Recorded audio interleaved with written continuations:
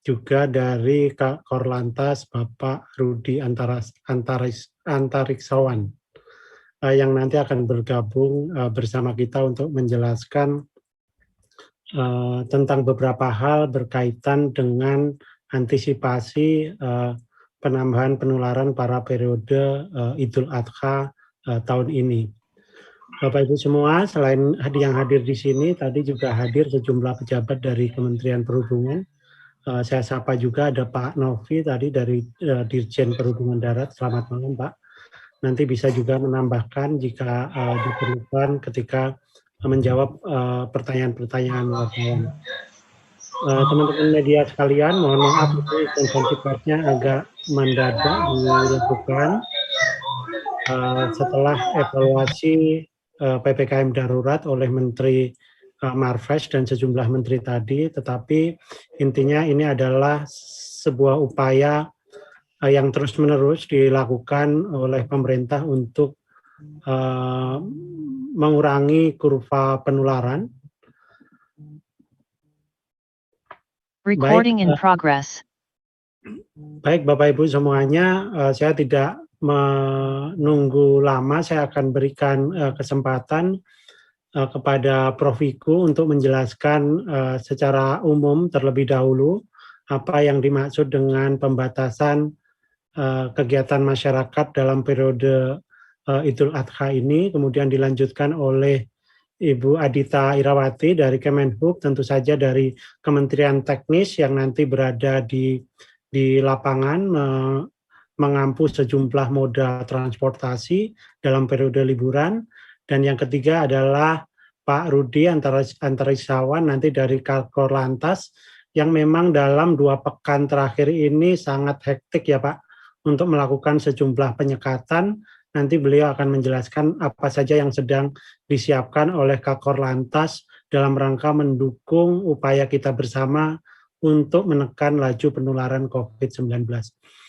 Yang pertama kami persilahkan Prof. Wiku Adi Sasmito, Koordinator Tim Pakar Satgas yang juga juru bicara Satgas Penanganan COVID-19.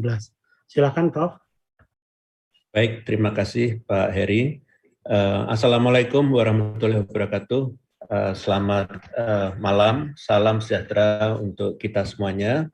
Pada kesempatan malam hari ini, saya mewakili Satgas COVID-19 dan ada Ibu Adita Irawati ya, sebagai staf khusus Menteri Perhubungan, mewakili Kementerian Perhubungan, serta Bapak Kombes Pol Rudi Antariksawan dari Korlantas Polri yang akan memaparkan kebijakan pembatasan aktivitas masyarakat yang terbaru yang akan berlaku selama periode libur Hari Raya Idul Adha 1442 Hijriah. Sebelum saya menjelaskan terkait kebijakan yang baru, pada prinsipnya perubahan kebijakan nasional yang dilakukan ini bukan bertujuan untuk membingungkan masyarakat, namun semata-mata berusaha untuk tetap adaptif dengan kondisi saat ini, sehingga kita berharap kondisi COVID-19 dapat segera terkendali dengan baik. Terdapat beberapa pertimbangan ditetapkannya pembatasan kegiatan masyarakat ini, yaitu yang pertama, pengalaman libur panjang yang mengakibatkan peningkatan laju penularan, dan hal ini sudah nampak pada beberapa periode liburan sebelumnya di tahun 2020, bahkan kenaikan kasusnya bisa mencapai 4 kali lipat pasca periode libur Natal Tahun Baru 2021 dan bahkan 5 kali lipat pasca periode libur Idul Fitri 2021. Kita tidak boleh mengulang pola yang sama, oleh karena itu upaya antisipatif harus diutamakan. Kedua, tingginya laju penularan di masyarakat akibat menjamurnya klaster keluarga sekarang terjadi.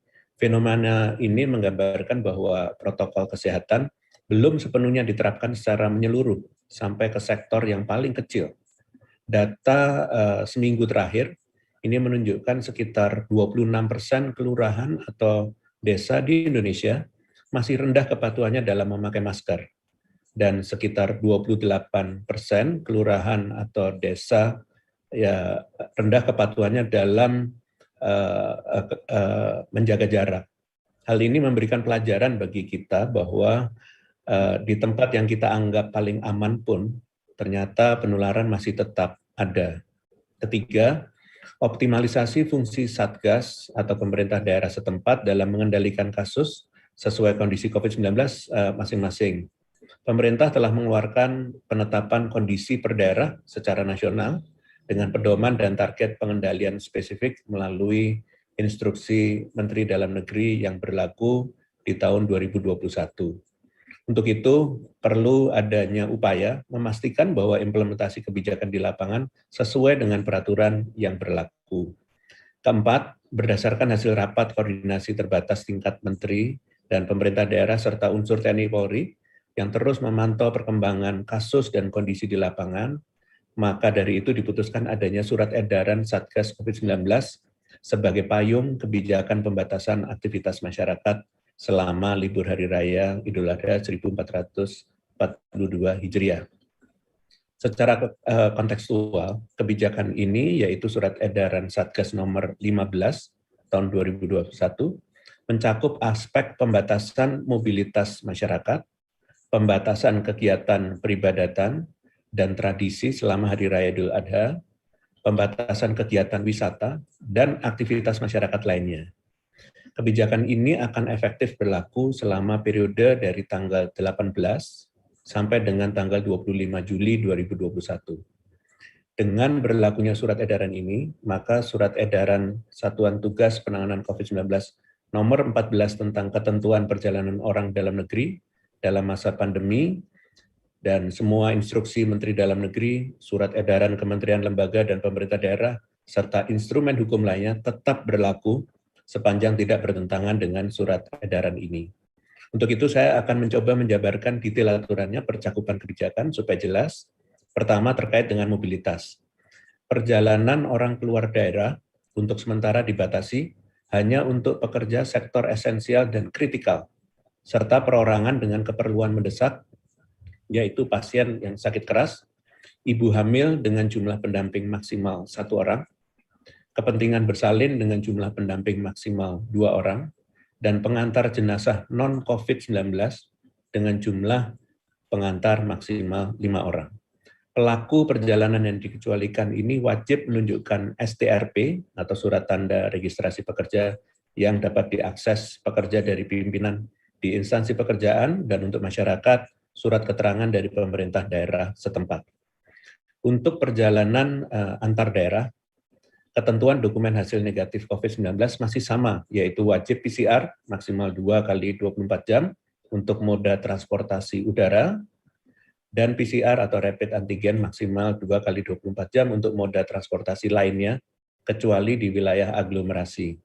Selain itu, ketentuan dokumen tambahan khusus perjalanan dari dan untuk ke Pulau Jawa, Bali, wajib menunjukkan sertifikat vaksin dosis pertama masih berlaku kecuali untuk kendaraan logistik dan pelaku perjalanan dengan kategori mendesak. Dalam situasi yang belum cukup terkendali, ditetapkan bahwa perjalanan untuk anak atau orang dengan usia di bawah 18 tahun dibatasi terlebih dahulu, artinya dilarang.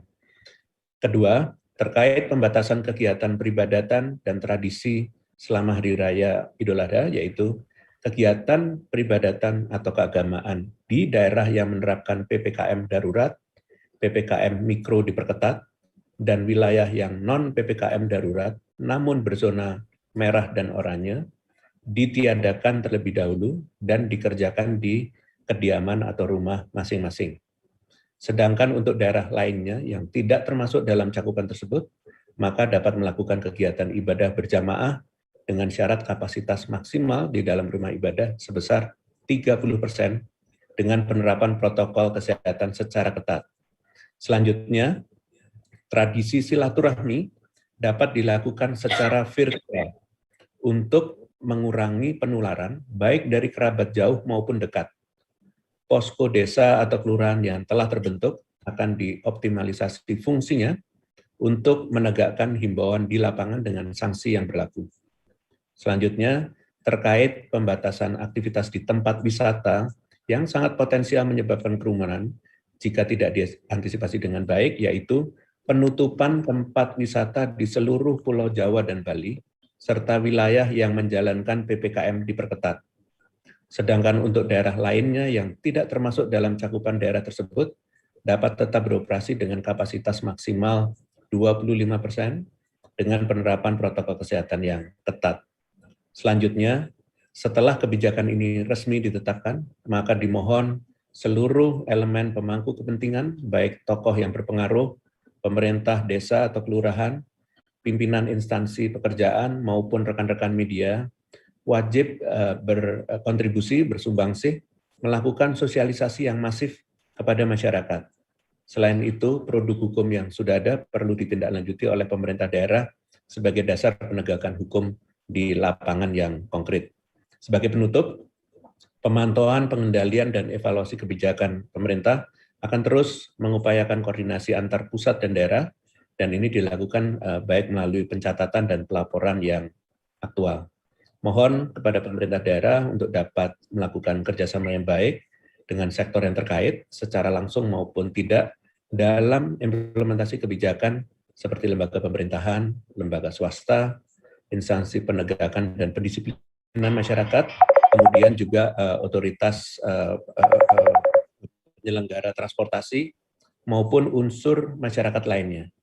Pastikan semua saling mendukung dan menjalankan perannya masing-masing dengan profesional tanpa melupakan sikap yang humanis, sopan santun, dan harus diutamakan. Selanjutnya, penjelasan lebih detail terkait aturan moda transportasi akan dijelaskan oleh Ibu Adita dari Kementerian Perhubungan. Untuk itu kami persilahkan. Terima kasih Profesor Wiku. Assalamualaikum warahmatullahi wabarakatuh. Selamat malam, salam dan sejahtera untuk kita semuanya. Rekan-rekan media, kami dari Kementerian Perhubungan akan segera menindaklanjuti surat edaran Satgas nomor 15 tahun 2021 ini dengan menerbitkan adendum surat edaran yang ada saat ini dan menyesuaikan pelaksanaannya di lapangan. Bagaimana pelaksanaannya? Saya sampaikan sebagai berikut. Yang pertama adalah dengan mengatur pelaku perjalanan antar kota hanya untuk yang memiliki ketentuan keperluan di sektor esensial dan kritikal, serta pelaku perjalanan dengan keperluan mendesak, seperti yang tadi sudah disampaikan oleh Profesor Wiku, yaitu pasien dengan kondisi sakit keras dan ibu hamil yang didampingi oleh 1 orang anggota keluarga, dan kepentingan persalinan yang didampingi maksimal 2 orang, serta pengantar jenazah non-COVID dengan jumlah pengantar maksimal 5 orang. Ini berlaku untuk perjalanan menggunakan transportasi umum di semua moda, baik di moda udara, laut, darat, dan kereta api, dan juga berlaku untuk kendaraan pribadi. Adapun syarat perjalanan antar kota tetap seperti yang ada saat ini, tadi juga sudah disampaikan oleh Prof. Wiku, ditambah dengan surat tanda registrasi pekerja atau surat keterangan lainnya, sehingga saya dapat sampaikan syarat perjalanan jarak jauh untuk transportasi umum maupun pribadi adalah sebagai berikut. Yang pertama, pelaku perjalanan orang jarak jauh dari dan ke Pulau Jawa dan Pulau Bali menggunakan transportasi udara wajib menunjukkan kartu vaksinasi dosis pertama serta hasil negatif tes RT-PCR berlaku 2x24 jam. Kedua, pelaku perjalanan orang jarak jauh dari dan ke Pulau Jawa dan Pulau Bali menggunakan moda selain transportasi udara wajib menunjukkan kartu vaksinasi setidaknya dosis pertama serta hasil negatif tes RT-PCR berlaku 2x24 jam atau rapid test antigen berlaku 1x24 jam. Pelaku perjalanan orang jarak jauh dari dan ke daerah di luar Pulau Jawa dan Pulau Bali wajib menunjukkan hasil negatif tes RT-PCR atau rapid test antigen. Pelaku perjalanan jarak jauh tadi wajib membawa dan menunjukkan STRP atau surat keterangan lainnya yang dikeluarkan oleh pemerintah daerah setempat dan atau surat tugas yang ditandatangani oleh pimpinan perusahaan atau pejabat minimal eselon 2 untuk pemerintahan dan berstempel atau cap basah atau tanda tangan elektronik. Adapun ketentuan menunjukkan kartu vaksinasi sebagai persyaratan perjalanan orang keluar daerah dikecualikan bagi kendaraan pelayanan distribusi logistik. Lalu bagi yang punya kepentingan mendesak tadi, yaitu pasien dengan kondisi sakit keras, ibu hamil yang didampingi oleh 1 orang anggota keluarga, kepentingan persalinannya didampingi maksimal 2 orang, dan pengantar jenazah non-COVID maksimal 5 orang. Tapi kesemuanya ini tetap harus bisa menunjukkan hasil negatif tes, baik itu antigen atau RT-PCR. Lalu seperti yang sudah disampaikan juga, pelaku perjalanan orang di bawah usia 18 tahun dibatasi atau artinya diminta untuk tidak melakukan perjalanan terlebih dahulu, ya. Dan ketentuan yang kami sampaikan di atas akan diberlakukan mulai 19 Juli 2021 atau sehari setelah ketentuan dari Surat Edaran Nomor 15 yang dikeluarkan oleh Satuan Tugas. Ini untuk memberikan kesempatan sosialisasi dan juga persiapan oleh operator. Adapun untuk perjalanan rutin di kawasan aglomerasi akan mengikuti ketentuan saat ini, ya. Jadi seperti yang rekan-rekan media sudah ketahui, beberapa waktu yang lalu kami menerbitkan Surat Edaran Nomor 49 dan Nomor 50. Ini ketentuan untuk perjalanan rutin di kawasan aglomerasi menggunakan transportasi darat dan transportasi kereta api. Ini tetap akan diberlakukan wajib menunjukkan STRP maupun surat keterangan lainnya. Dan ini hanya untuk para pekerja di sektor esensial dan kritikal. Kami juga akan memberlakukan pembatasan kapasitas transportasi yang memang sudah berlaku saat ini, baik itu untuk kendaraan umum maupun pribadi, dalam rangka memastikan adanya jaga jarak di moda transportasi. Di samping itu, kami di Kementerian Perhubungan juga akan terus melakukan pengawasan dalam penerapan protokol kesehatan oleh para operator, baik di simpul transportasi maupun di moda transportasi, termasuk dalam hal ini tentunya adalah memastikan kepatuhan para penumpang dalam menerapkan protokol kesehatan. Dalam melaksanakan pembatasan perjalanan orang dalam negeri ini, Kementerian Perhubungan akan bekerja sama terus-menerus dengan semua unsur termasuk kementerian dan lembaga terkait, khususnya adalah TNI Polri, pemerintah daerah melalui Dinas Perhubungan setempat, satuan tugas daerah, dan juga tentunya operator prasarana dan sarana transportasi.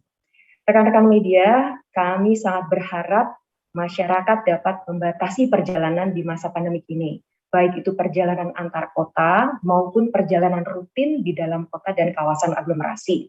Kerjasama yang baik antara pemerintah dan seluruh unsur serta seluruh anggota masyarakat diharapkan dapat membantu kita menekan lonjakan kasus COVID-19 di Indonesia. Demikian yang dapat kami sampaikan. Terima kasih. Assalamualaikum warahmatullahi wabarakatuh. Saya kembalikan pada Prof. Wiku. Baik, terima kasih Ibu Adita. Selanjutnya silakan Bapak Kombes Rudi Antareksawan. Terima kasih. Assalamualaikum warahmatullahi wabarakatuh. Yang kami hormati Prof. Wiku, Bu Adita, Pak Iri, dan yang mulia Bapak Dirjen Udar, dan rekan-rekan wartawan semuanya. Pada kesempatan malam ini dengan menindaklanjuti apa yang sudah disampaikan oleh Prof. Wiku tadi tentang SE Satgas COVID-19 untuk pembatasan aktivitas atau mobilitas saat Idul Adha. Dari jajaran kepolisian, Korlantas, dan jajaran dibantu dengan TNI Polri, TNI Satgas, Perhubungan, Kesehatan, dan seluruh stakeholder yang ada, Korlantas telah melaksanakan kegiatan-kegiatan untuk menekan mobilitas dalam rangka menekan angka COVID-19. Mulai tanggal 3 Juli kemarin, sejak dicanangkan PPKM darurat, kita sudah melaksanakan kegiatan-kegiatan dalam rangka mencegah mobilitas, terutama sektor kritikal dan esensial ini yang harus tetap boleh berjalan. Selain itu, tentunya harus kita antisipasi agar mobilitas ini bisa ditekan. Kita sudah menggelar kegiatan-kegiatan pencegahan itu dengan mendirikan pos-pos atau lokasi-lokasi penyekatan dengan pola ring 1, ring 2, ring 3, baik di tingkat provinsi, kabupaten, sampai ke kecamatan, dan sampai ke pemukiman-pemukiman. Adapun penyekatan-penyekatan itu dengan menjelang Idul Adha, kita tambah lagi pos penyekatan, sehingga yang kita gelar untuk mengantisipasi kegiatan Idul Adha, ada 1038 pos penyekatan PPKM darurat, dan ditambah dengan kegiatan antisipasi Idul Adha. Jadi ada 1038 pos yang kita gelar, utamanya prioritas di wilayah Lampung, Jawa, dan Bali. Adapun 1038 pos penyekatan ini tersebar baik di jalur tol, non-tol, kemudian di pelabuhan. Mulai dari Lampung ada 21 lokasi pos penyekatan. Terdiri dari 2 lokasi di jalan tol, kemudian 17 di jalan non-tol, kemudian 2 lokasi di pelabuhan di Lampung. Jadi pelabuhannya di Pelabuhan Panjang dan Bakauheni. Kemudian di Banten ada 20 lokasi, di 2 lokasi di tol, kemudian 17 non-tol, satu lokasi di Pelabuhan Merak. Kemudian Jakarta ada 100 lokasi, 15 lokasi di tol, kemudian 85 di non-tol. Kemudian Jawa Barat 353 lokasi, 21 lokasi di tol, 332 di non-tol. Kemudian DIY ada 23 lokasi di non-tol, kemudian Jateng 27 lokasi, 27 lokasi di jalan tol, 244 di non-tol. Kemudian Jatim 209 lokasi, 9 lokasi di jalan tol, 189 di non-tol, kemudian 1 lokasi di Pelabuhan Ketapang. Kemudian di Bali ada 41 lokasi penyekatan, 38 lokasi di jalan non-tol, kemudian 3 lokasi di pelabuhan, yaitu Pelabuhan Padang Bayi, Benoa, dan Gilimanuk. Ini semuanya total ada 1038 lokasi penyekatan. Kemudian untuk penyekatan di jalur tol, ini sudah kita mulai sejak tanggal 16 Juli kemarin pukul 00 secara serentak. Misalnya dari arah Jabodetabek menuju ke Jawa, kita lakukan mulai pertama di KM 31. Di Cikarang Barat sudah kita lakukan kegiatan-kegiatan penyekatan, sehingga kita pastikan yang melakukan perjalanan ini adalah benar-benar di sektor kritikal dan esensial. Dan tadi yang sudah sama Prof. Wiku, orang-orang yang punya kepentingan khusus, misalnya tadi mengantar jenazah, kemudian ibu hamil, kemudian persalinan, dan atau hal yang sangat mendesak. Dan tetap dalam melakukan pemeriksaan, kita lakukan sesuai persyaratan, SE nomor 15, kemudian instruksi Mendagri tentang PPKM nomor 1520 tentang PPKM darurat dan yang diperketat, kemudian juga SE Menhub 43 maupun 49 dan 50, ini kita pedomani. Di antaranya tentunya harus dilengkapi surat rapid test antigen, kemudian PCR, kemudian sertifikat vaksin, termasuk STRP. Ini kita lakukan. Kemudian penutupan di jalur tol, ini semua dipastikan dijaga oleh petugas. Jadi sektor-sektor kritikal, misalnya kendaraan-kendaraan logistik, nakes, kesehatan, kendaraan-kendaraan energi, dan semuanya yang punya kepentingan untuk masyarakat, ini tetap bisa melalui di jalur tol yang ditutup karena ada petugas. Dan di situ akan ditandai oleh petugas-petugas di lapangan bahwa sudah dilakukan pemeriksaan, ditempel stiker di setiap polda untuk menandai bahwa nanti di berikutnya tidak usah dilakukan pemeriksaan lagi.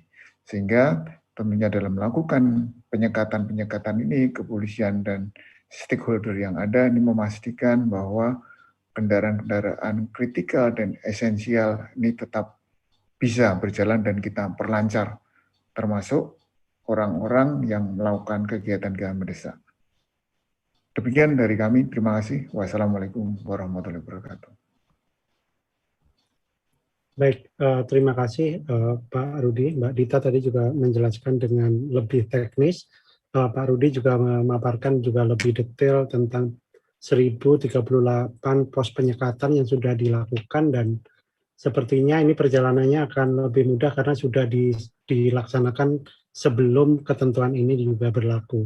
tadi tanggal 16. Nah, kemudian dari Kementerian Perhubungan tadi juga disampaikan bahwa pemberlakuan surat edaran yang mengikuti surat edaran nomor 15 ini baru berlaku tanggal 19 untuk memberikan kesempatan bagi para pelaku perjalanan maupun penyelenggara moda transportasi untuk menyesuaikan diri.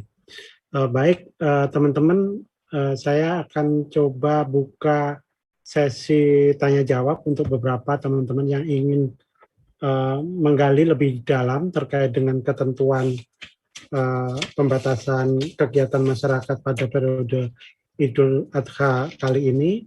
Saya akan persilahkan dengan 3 penanya terlebih dahulu. Jika sudah ada yang tanya secara tertulis, silakan. Belum ada, Mas. Ya, saya berikan kesempatan buat teman-teman jurnalis kalau ada yang hendak ditanyakan, silakan menyampaikan atau langsung juga saya beri kesempatan deh yang mau bertanya langsung kepada 3 narasumber yang ada pada malam hari ini.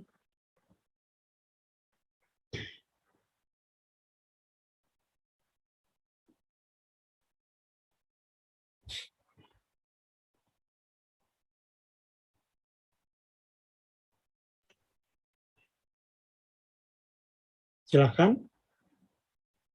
Atau karena ketentuan menjelang liburan itu juga sudah beberapa kali disampaikan, sepertinya teman-teman juga sudah memahami ya, Mbak Dita, Prof. Wiku. Atau mungkin akan ada yang ditambahkan lagi sebenarnya apa sih yang membedakan ketentuan SE 15 ini dengan ketentuan pada periode liburan sebelumnya. Mungkin saya berikan waktu ke Prof. Wiku dulu untuk kemudian Mbak Adita. Silakan. Ya, baik, terima kasih Pak Heri. Jadi yang utama kan kita belajar dari pengalaman sebelumnya dengan libur panjang, terutama dengan Idul Fitri, peniadaan Idul Fitri kemarin, dan ternyata tetap memicu karena ada beberapa orang yang memaksakan tetap untuk melakukan lewat jalan tikus dan seterusnya, sehingga akhirnya terjadilah bobol sekarang ini. Jadi untuk itu kita minta bahwa betul-betul orang tidak pergi ke luar daerah. Orang kalau di dalam kediaman juga memastikan dengan protokol kesehatan yang ketat, karena penularan di tingkat rumah tangga sekarang cukup tinggi, klaster keluarga menjadi banyak sekarang. Jadi kalau satu orang kena, akhirnya kena yang lain, dan biasanya di dalam rumah ini ada yang usia tua, usia lanjut, dan akhirnya tertular karena biasanya komorbid dan fatal. Inilah yang harus kita hindari supaya melakukan silaturahminya virtual saja. Ini dalam rangka betul-betul menghindari jangan sampai terjadi penularan. Selain itu juga rekomendasi dari para pakar dari Fakultas Kedokteran Universitas Indonesia tadi sudah disampaikan bahwa untuk anak-anak terutama yang berusia di bawah 18 tahun mohon untuk tidak melakukan perjalanan. Ini dalam rangka untuk melindungi kesehatan dari anak-anak tersebut. Itulah yang prinsip utamanya, dan kami melihat dengan adanya PPKM darurat dan diperketat ini, mobilitas masyarakat sudah turun, tetapi kasusnya belum turun. Dan ini menunjukkan bahwa penularannya masih ada di tingkat komunitas. Maka dari itu pengetatan yang dilakukan dalam libur Idul Adha ini betul-betul dilakukan untuk menghindari terjadinya penularan di tingkat rumah tangga, di komunitas. Maka dari itu pembatasannya lebih ketat. Harusnya kalau dengan 2 ini kita berhasil, harusnya kasusnya bisa turun. Maka dari itu kami mohon kepada seluruh warga, terutama di RT, RW, kelurahan, desa, untuk betul-betul ikut partisipasi di dalam posko PPKM Mikro dan memastikan peran-peran untuk melakukan pencegahan, penanganan kalau ada yang sakit, dan pembinaan, pastikan semua disiplin untuk protokol kesehatan. Jadi tidak hanya sekedar menggunakan, tapi betul-betul menggunakannya dengan benar. Sehingga betul-betul kita terlindungi, yang lain juga terlindungi. Demikian Pak Heri. Ya, terima kasih Prof. Wiku. Jadi klaster keluarga ini mungkin juga didorong oleh varian baru ini ya Prof ya, penularannya juga lebih mudah dan cepat. Kemudian tadi anak-anak di bawah 18 tahun untuk sedapat mungkin tidak diajak bepergian. Kemudian apalagi sekarang kondisinya mobilitas sebenarnya sudah turun ketika PPKM darurat ini, tetapi kasusnya belum menunjukkan tanda-tanda penurunan. Tentu ini menjadi peringatan buat kita semua untuk jauh lebih berhati-hati. Kemudian silakan Mbak Adita mau menambahkan. Ya, terima kasih Mas Heri. Begini, jadi dengan adanya surat edaran nomor 14, ini surat edaran sebelumnya yang diterbitkan oleh Satgas, kami juga sudah menurunkannya dalam surat edaran Kementerian Perhubungan ya, untuk semua moda transportasi. Sebenarnya efeknya memang cukup signifikan dalam menurunkan mobilitas masyarakat yang menggunakan transportasi umum. Ya, saya bisa sampaikan datanya, bahwa untuk transportasi angkutan udara ya, transportasi udara itu turunnya bahkan jadi 70% dibandingkan sebelum pemberlakuan surat edaran nomor 14. Lalu angkutan darat itu 40%. Angkutan penyeberangan hampir 40% ya, 39%. Angkutan laut turun 40%, dan angkutan kereta api antar kota atau perkotaan bahkan sampai 80-an%. Dan KRL pun juga setelah dilakukan penerapan terkait dengan adanya syarat STRP atau surat keterangan hanya pekerja esensial dan kritikal saja, itu juga turun sampai 58%. Jadi sebenarnya mobilitasnya sudah turun signifikan. Namun demikian, dalam situasi libur Idul Adha apalagi, ini kan ada juga ya tradisi-tradisi masyarakat kita yang kemudian melakukan semacam pulang kampung gitu, atau perjalanan-perjalanan yang lain terkait dengan kegiatan keagamaan. Nah, inilah yang harus diantisipasi. Oleh karena itu, setelah melakukan diskusi juga dengan Satgas dan juga dari arahan dari Bapak Menko Marves sebagai koordinator PPKM darurat, dan juga tentunya arahan dari Pak Menteri Perhubungan, kita melihat bahwa ini tetap harus dilakukan pengetatan. Karena penurunan ini memang sudah cukup bagus ya jika menggunakan transportasi umum. Namun dengan konteks Idul Adha yang punya kecenderungan orang melakukan perjalanan lebih tinggi, ini yang harus diantisipasi sehingga syarat pengetatan inilah yang kemudian kami berlakukan. Dan tentunya rujukan kami adalah surat edaran Satgas yang nomor 15 ini. Ya, diharapkan masyarakat bisa mematuhi, dan yang paling utama tentu menyadari ya mengapa mobilitas ini harus dibatasi. Karena mobilitas masyarakat itu berbanding lurus dengan lonjakan kasus. Dan ini selalu terjadi di setiap tren adanya liburan. Sehingga ini membutuhkan kepatuhan dan kesadaran tentunya dari seluruh anggota masyarakat untuk betul-betul membatasi mobilitas di rumah saja. Dan tadi sudah disampaikan Prof. Wiku, aktivitas keagamaan sebaiknya semua dilakukan dari rumah saja, kita manfaatkan teknologi, dan tentunya juga kita tetap bisa melaksanakan ibadah tanpa harus kita banyak melakukan perjalanan. Demikian Mas Heri yang bisa saya sampaikan. Terima kasih Mbak Adita. Mbak Adita bercerita soal pengalaman pembatasan pada libur sebelumnya. Memang ini diharapkan juga bisa terus mengakselerasi penurunan mobilitas ya. Tadi 70% di udara, 40% di darat, 39% di penyeberangan, bahkan di KRL ada 80%. Baik, pertanyaan terakhir untuk Pak Rudi ya, mungkin bisa dijelaskan sedikit apa kemudian yang membedakan dengan pelaksanaan PPKM darurat yang sedang berlangsung ini, kemudian dengan keluarnya SE baru ini terkait dengan pembatasan kegiatan masyarakat pada periode libur Idul Adha. Silakan. Terima kasih Pak Eri. Jadi untuk mulai tanggal 3 kemarin untuk PPKM darurat, ini tentunya prioritas kepada mobilitas yang berada di provinsi, perkotaan, kecamatan ini benar-benar kita sekat. Namun untuk mengantisipasi Idul Adha ini berarti kan berpotensi masyarakat yang ingin mudik atau bersilaturahmi cukup tinggi. Sehingga perlu kita tambah pos-pos penyekatan khususnya di jalur tol, kemudian jalur arteri juga kita tambah yang sebelumnya itu hanya 600 sekian, hampir 2 kali lipat kita tambah. Dan ini tentunya agar benar-benar masyarakat yang ingin melakukan perjalanan yang tidak ada kepentingan atau non esensial, non kritikal, ini benar-benar bisa ditahan atau ditunda. Dan tadi disampaikan bahwa memang mobilitas ini kalau kita lihat ini sangat signifikan turun ya, namun juga yang kita lihat itu yang masih agak lumayan itu di pinggiran, ya di pinggiran-pinggiran. Oleh karenanya ini perlu potensi-potensi masyarakat, mari kita ajak sama-sama di RT, RW, kemudian tokoh-tokoh masyarakat, kita ajak semuanya, termasuk potensi-potensi masyarakat, komunitas-komunitas, benar-benar mengurangi pergerakan-pergerakan. Kalau di jalur tol kami terus melaksanakan pemantauan dan terus meminta data-data dari Jasa Marga. Memang mulai tanggal 3 ini untuk jalur tol yang masuk dan keluar Jabodetabek ini sangat signifikan dari tanggal 3 sampai tanggal 16. Ini sebelum itu ada 1.900.000 sekian, 69, kemudian dievaluasi untuk dari tanggal 6 sampai 16 ini 1.100.000.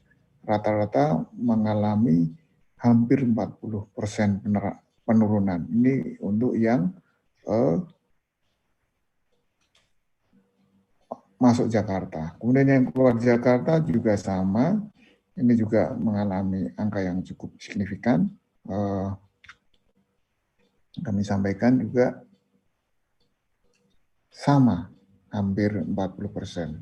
Nah, ini dan kita juga tadi siang melakukan pemantauan patroli udara dengan Kabahar kami juga, dan benar-benar di jalur tol ini sudah mengalami penurunan dan kita jumpai hanya banyak kendaraan-kendaraan logistik. Mudah-mudahan ini bertahan terus sampai Idul Adha, kemudian setelahnya ini juga demikian, kemudian juga di jalur-jalur arteri pun demikian. Harapan kita semuanya mobilitas turun sehingga COVID ini benar-benar juga bisa turun.